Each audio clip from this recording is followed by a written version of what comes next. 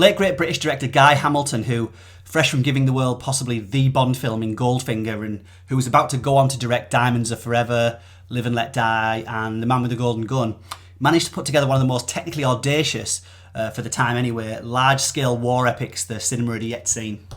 1969's Battle of Britain recounts the pivotal 6-week air campaign against the Luftwaffe that included the worst of the London Blitz.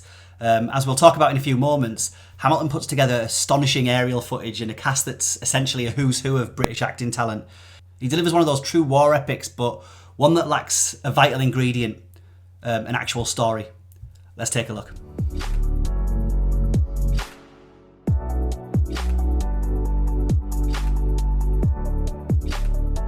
So, a very whistle-stop bit of context around the events from the film, and quick disclaimer, I'm more than happy for my history to be corrected in the comments below. So after the evacuation of Dunkirk and Britain's rejection of Hitler's offer for an armistice, Britain had to prepare for an inevitable German invasion attempt. So the Luftwaffe was switching up from raids on the Channel to the bombing of RAF airfields, and a campaign that culminated in the huge air campaign called Eagle Day, during which the Germans inadvertently bombed London, thus leading to a revenge bombing on Berlin, and thus leading to Hitler kicking off and basically ordering the destruction of London in the infamous Blitzkrieg. And now the Battle of Britain does a great job of showing us the behind the scenes of the events during the August and September of 1940. Sometimes too good, you might argue. I think these days we'd probably call this kind of film a docudrama. And that's because the Battle of Britain's greatest strength is also kind of its undoing in a way. What it feels like is a series of admittedly brilliantly staged aerial battles glued together by a series of dramatic interludes of varying quality and interest. And the film features some of the biggest stars, both of British and American and German cinema. Now, we haven't got time here to go into the details of everybody's involvement, but when you have a cast that includes Michael Caine, Trevor Howard, Ian McShane, Robert Shaw, Christopher Plummer, Laurence Olivier, Kurt Jürgens and Susanna York, you have a mind-boggling pool of talent at your disposal, but the main problem with this film is that the script does a pretty poor job of tying all these things together.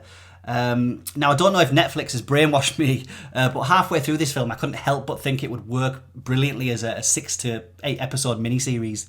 And considering the wealth of acting talent involved, very few of the large cast of characters get any real development, so it's a bit of an ask to have any sort of empathy or attachment to any of them once the planes start falling from the skies.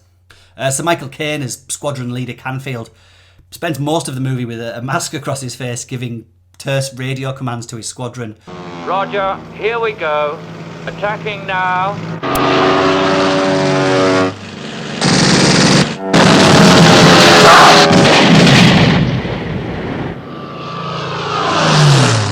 As does Robert Shaw's squadron leader Skipper.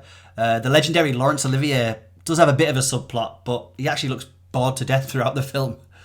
And the less said about the romantic squabblings between Susanna York and Christopher Plummer, the better, as it's pretty much wandered in from another movie or daytime TV romance. Applied for that post in Scotland? Darling, I can't. You can't? You know I can't. You mean you don't want to? Can't. I've got a job. What have we got?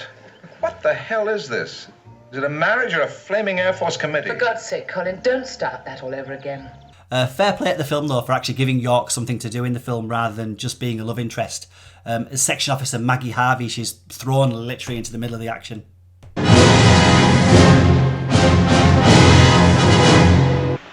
stop right up, Micah! Here, you men! You, give me some stretchers. And the orderly. Ma'am. Fast! Now, although it's quite short, I do enjoy the section of the film that focuses on the London Blitz, with Ian McShane's pilot being temporarily reunited with his family.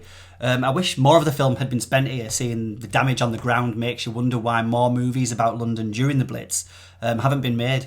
This part of the film has an almost disaster movie vibe to it that gives a welcome break to some of the sky battles. Now, admittedly, what you're here for and the true strength of the film is in its air combat scenes and its aerial footage, which is some of the best ever made, even today. Pre-CGI shots featuring dozens of planes still impresses. George Lucas actually using a lot of it as the inspiration for the X-Wing Death Star assault in Star Wars a decade later. Having real Hurricanes and Spitfires and Messerschmitts filling the sky must have taken a Herculean filmmaking effort that still impresses, even though it does get a bit repetitive as the film goes on. Now, I'd imagine this film will play brilliantly for anyone with an interest in planes, airborne, military strategy, etc. Famously, German fighters outnumbered the British by about 4-1 with only around 650 planes. The British would have to retain air superiority over a German fleet of 2,500, and with a large contingent of trainee pilots. Right then. How many hours on Spitz? 10, sir. 7, sir. All this came at a cost. The budget for the film was a hefty for the time, $17 million. And the real kicker was that it ended up losing about $10 million. Maybe the fact that the Battle of Britain didn't really catch the interest of a global market, and maybe it was a bit out of its time in 1969 and seemed old-fashioned as the swinging 60s came to a close. The film industry was shifting as well. 1969 would be the year of Midnight Cowboy, Butch Cassidy and the Sundance Kid, Easy Rider, etc. And the fact that war comedies like MASH and Kelly's Heroes would be big hits the following year probably gives a good indication of the way things were going.